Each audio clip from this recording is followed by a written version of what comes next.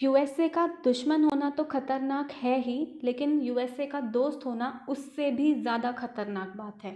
ऐसा मैं नहीं कह रही हूँ, ऐसा कहा गया था हेनरी ए किंगसर के द्वारा। Hello guys, welcome back to my channel. Russia और यूक्रेन की जो वॉर है वो अब बहुत ज़्यादा दिलचस्प हो चुकी है।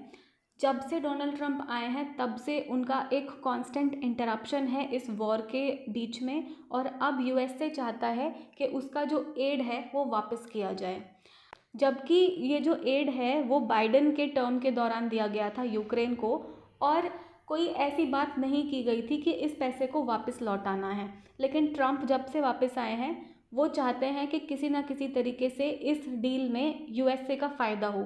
तो इसी के लिए अब उन्होंने यूक्रेन के ऊपर प्रेशर बनाया है कि किसी भी तरीके से हमारा पैसा जो हमने यूक्रेन को रशिया और यूक्रेन वॉर के दौरान दिया है उस पैसे को वापस किया जाए। कुछ ना कुछ कंपनसेशन यूएसए को मिले, चाहे वो रेयर अर्थ मिनरल के तौर पर हो या फिर वो किसी भी ऑयल के फॉर्म में हो, लेकिन कुछ ना कुछ यूएसए चाहता है कि उसको इस डील से मिले।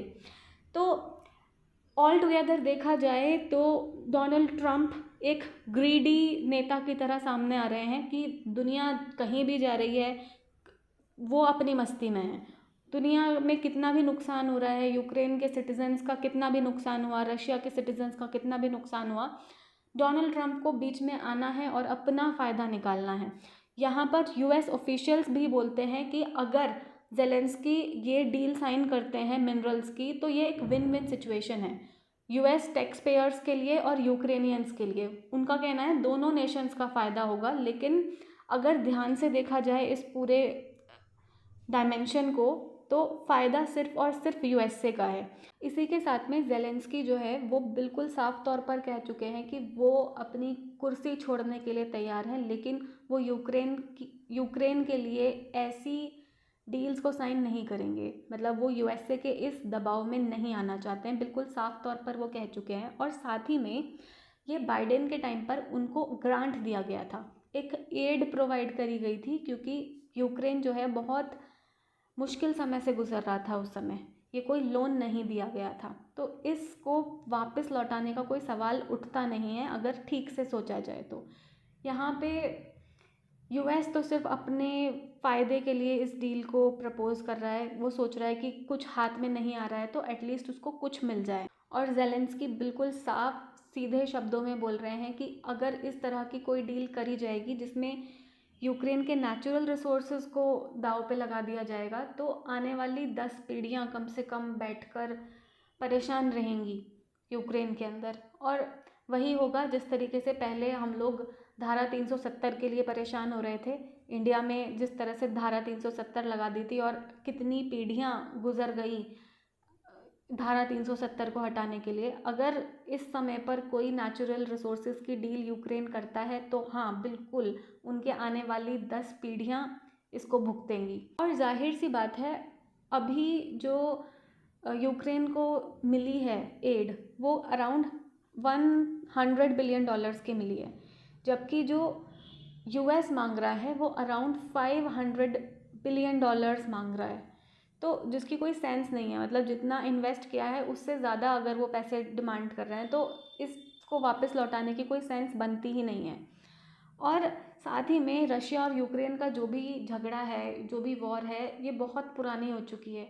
और इतने लंबे समय से अगर दो नेशंस आपस में भिड़ रहे थे तो ऐसे बीच में इंटरप्ट करके पहले आपने इतने सालों तक यूक्रेन को एड दिया कि ठीक है आप अपने हक की लड़ाई लड़ रहे हैं तो आप अपने हक की लड़ाई लड़ते रहिए, और अब बीच में आकर आप बोल रहे हैं कि ठीक है नेगोशिएशंस कर लेते हैं, पीस मेंटेन करते हैं, बीच में आप हमें इतने % का कट दे दीजिए। ये कोई सेंस बनाने वाली बात तो है नहीं। और यूक्रेन को सीधी सी बात है अपनी सिक्योरिटी की बहुत ज़्यादा चिंता है। यूक्रेन को चिंता है कि उसके मिनरल रिसोर्सेज भी बचे रहें और उसके नेशनल्स की जो सिक्योरिटी है वो भी मेंटेन रहे।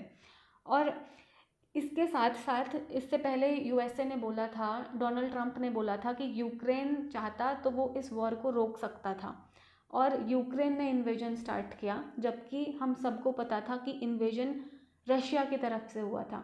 ऑल्दो रशिया ने भी इन्वेजन प्रेशर में आके किया था, लेकिन invasion start on paper by facts Russia ने किया था, जिसको अब डोनाल्ड ट्रंप ने क्लैरिफाई किया है, उसके ऊपर अपना एक जस्टिफिकेशन प्रोवाइड किया है और मान लिया है कि अब ये जो इन्वेजन था वो यूक्रेन ने नहीं, रशिया ने ही स्टार्ट किया था। तो डोनाल्ड ट्रंप ने ये करेक्शन भी अपने ऊपर कर दिया है। करंट सिनेरियो में रशिया बहुत पावरफुल पोजीशन में है क्योंकि उसको यूएस का डायरेक्ट सपोर्ट मिल रहा है, लेकिन जेलेंस्की भी पीछे हटने वाले लोगों में से नहीं है और वो बिल्कुल साफ तौर पर कह चुके हैं, या तो हमें नाटो ज्वाइन करा दो, नेटो ज्वाइन करा दो। अगर हम किसी भी रीज़न की वजह से नेटो नहीं ज्वाइन कर पाते हैं तो हम यूक्रेन के अंदर ही एक दूसरा नेटो क्रिएट कर लेंगे। तो फुल फ्लैग ड्रामा चल रहा है दोनों तीनों नेशंस के बीच में, जिसमें सिर्फ और सिर्फ जो सिटीजन्स होते हैं, जो नॉर्मल लाइफ जीना चाहते हैं, उस तरह के सिटीजन्स सफ़र करते हैं इन सारे वॉर्स में। पॉलिटिशियंस अपना अपना फ़ायदा देखते हैं, हर नेशन को अपना फ़ायदा देखना होता है और कहीं ना कहीं सही इंसान या फिर सही लोग जो हैं वो सफ़र कर जाता है सभी वॉर्स में।